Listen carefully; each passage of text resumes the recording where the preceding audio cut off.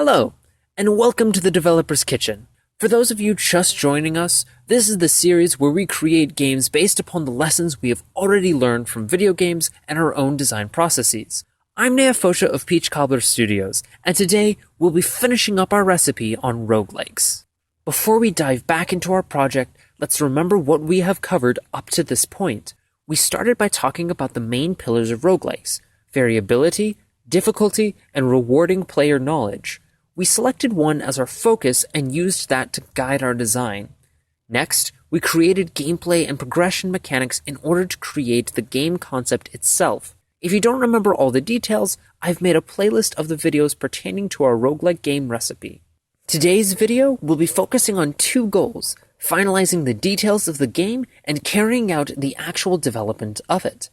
Finalizing details is a necessary step to better fine-tune the idea of the game, and in order to bring the game to life, we need to actually create it. For our final details, we need to know all of the numbers that the game will possess. The first step in doing this is breaking down the ideas your game will have to give a rough overview of all the numbers it will include. For myself, I'll break it down into player numbers, enemy numbers, progression numbers, and environmental numbers. Player numbers is anything to do with the player, their health, how much ammo they have, and so on. Enemy numbers is the same idea, but for each enemy.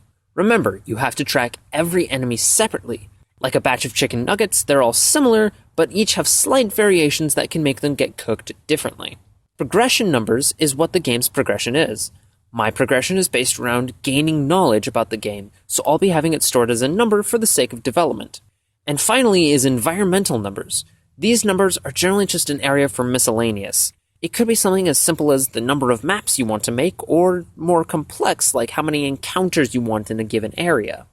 Once you have all the categories of numbers written down, you'll want to break them down into the specifics that your game will have. This part varies wildly between games, so I can't be too specific. However, it generally means knowing each entity or part of your game that has a number attached to it. So that would mean every stat of every enemy, every little detail like the amount of damage each of your abilities has, and so forth. With all the numbers now known, you'll need to place and tweak their values. Start with something that feels right and write it down somewhere.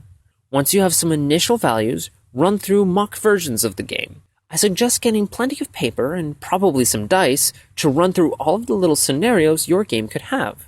An action or reaction-based game might struggle with this a bit, but writing things down is much easier than tweaking code repeatedly to get the right numbers. Usually after one or two mock games are done, you'll be able to move on to the development phase. This involves many pieces, and you may not want to do all of them yourself. Make sure that you delegate appropriately from the start. If you want someone else to be doing the art, find someone to do the art. If you want there to be another person doing music, find a composer. Once everyone has their jobs, then production can begin. When jumping into development, there's many questions flung around, especially if it's someone's first time making a game. What engine do I use? What programming language? What style should my art be? The answer to many of these questions is what you feel works best for you and your idea. But you're here for guidance, so guidance I'll try to give. When looking at a game engine, you need to compare the difficulty and its power to your idea. If you want to create more of a proof-of-concept game rather than a full-blown experience, then an engine using logic blocks like Scratch or Construct will work well. If you want to create the next World of Warcraft or EVE Online, you'll need something much more robust like Unity or Unreal Engine. My game is meant to be a small-scale experience, so I'm going with a lesser-known engine called Godot. It is simple enough that I can quickly pick it up and develop on it without too much trouble, while still having the power that I want to create what I need. Programming language is very dependent on the engine you pick, but once again pick something that is quick for you or your programmer to learn that still has the power you need. With great power comes a greater learning curve. As for art style, much of that will depend on your idea. Talk with your artist as well as other artists to find out what works best for your idea.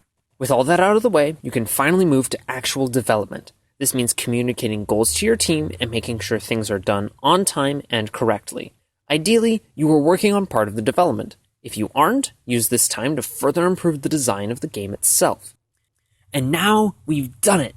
A game created start to finish with all of the design principles we've talked about. release it into the world and let people play it. Or keep it to yourself if you want. I won't judge. You've now finished the recipe for a roguelike and have hopefully learned something from this experience. I'd love any of you who have followed along with this process to share your ideas.